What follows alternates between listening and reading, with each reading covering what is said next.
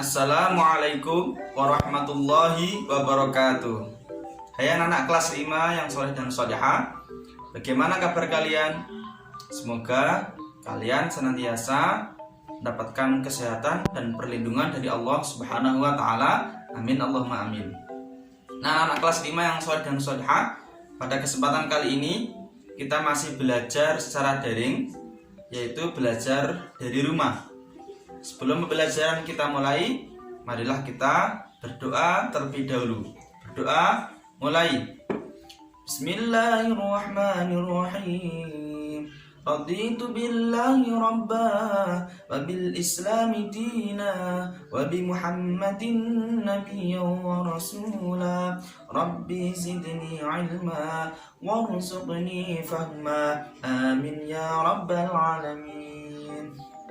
Nah, anak-anak kelas 5 yang soleh dan solihah, pada pembelajaran pendidikan agama Islam dan budi pekerti pada kali ini kita masih belajar dengan tema, yaitu mari belajar Al-Quran Surat At-Tin ayat 1 sampai 8. Dan tujuan pembelajaran pada pembelajaran daring kali ini yaitu siswa mampu memahami isi kandungan Al-Quran Surat At-Tin ayat 1 sampai 8 dengan baik dan benar. Nah, anak-anak kelas 5 yang soleh dan solihah, Al-Quran Surat At-Tin yaitu terdiri dari 8 ayat.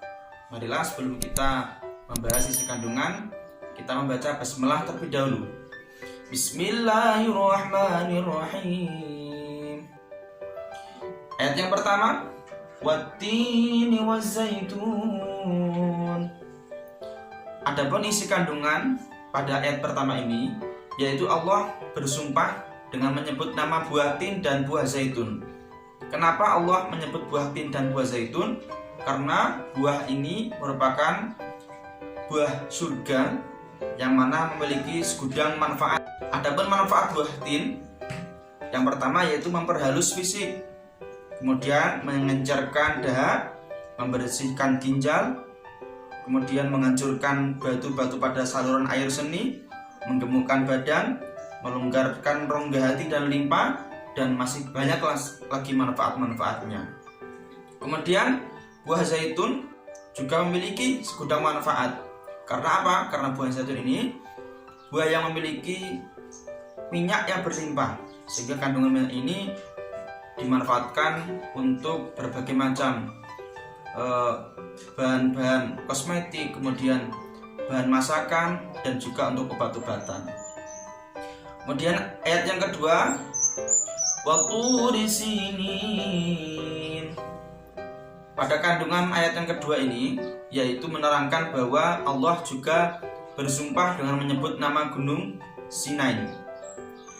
Gunung Sinai ini adalah merupakan nama dari gunung Nabi Musa, yang mana ketika pada saat itu Nabi Musa menerima wahyu yang pertama dan diangkat menjadi rasul. Kemudian ketika peristiwa Isra Mi'raj, Rasulullah Shallallahu Alaihi Wasallam singgah sebentar di tempat ini untuk melakukan sholat sunnah sebagai bentuk penghormatan atas kesucian dari tempat ini. Kemudian ayat yang ketiga, wahadzal baladil amin. Isi kandungan dari ayat ketiga ini yaitu Allah bersumpah dengan menyebut nama wahadzal balad. Ini kota, yaitu yang dimaksud adalah kota Mekah. Kota Mekah ini disebut sebagai kota yang aman karena siapapun yang memasukinya akan terjaga dari keamanan dan keselamatannya juga akan terjaga. Nah, kota Mekah ini juga disebut sebagai Ummul Qura dan tanah yang aman. Di setiap penjuru gerbangnya, kota Mekah ini dijaga oleh para malaikat, sehingga para setan dan Dajjal besok tidak akan bisa masuk ke kota Mekah. Kota ini, yaitu kota Mekah, juga memiliki banyak sekali sejarah, mulai dari zaman Nabi Ibrahim alaihissalam sampai zaman Nabi Muhammad Shallallahu Alaihi Wasallam. Kemudian ayat yang keempat, laqad khalaqnal insana fi ahsani taqwim. isi kandungan pada ayat keempat ini yaitu Allah telah menciptakan manusia dalam bentuk yang sebaik-baiknya, baik dari bentuk jasmani, rohani, dari akal dan nafsunya. Anggota tubuh manusia ini serasi dan seimbang sehingga tampak indah dan tampak sempurna. Kemudian ayat yang kelima, "Tsumma radadnahu asfala safilin." Isi kandungan dari ayat ini yaitu bahwa Allah Subhanahu wa taala akan menjadikan manusia itu sebagai makhluk yang derajatnya rendah dan menjadi hina apabila perbuatan, perkataan, dan hawa nafsunya melanggar dengan syariat-syariat dalam agama Islam. Kemudian ayat yang ke-6, "Illal ladzina amanu wa 'amilus shalihati falahum ajrun ghairu mamnun." Isi kandungannya yaitu bahwa